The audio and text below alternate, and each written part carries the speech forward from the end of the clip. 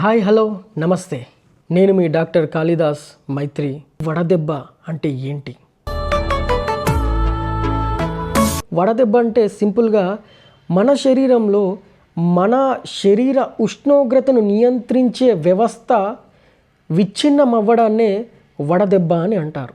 ఎటువంటి సందర్భాలలో వచ్చే అవకాశం ఉంటుంది? అత్యధికంగా ఎక్కువసేపు గంటల తరబడి ఎండలో పనిచేయడం, అది కూడా తక్కువ నీరు తీసుకుంటూ ఎక్కువగా ఎండలో పనిచేయడం, ఎక్కువగా ఎక్సర్సైజులు చేయడం, ఎక్కువగా పని చేయడం, పరిగెత్తుతున్నప్పుడు లేదా ఎండలో ఉన్నప్పుడు మనలో వేడి అనేది ఎక్కువగా జనరేట్ అవుతుంది.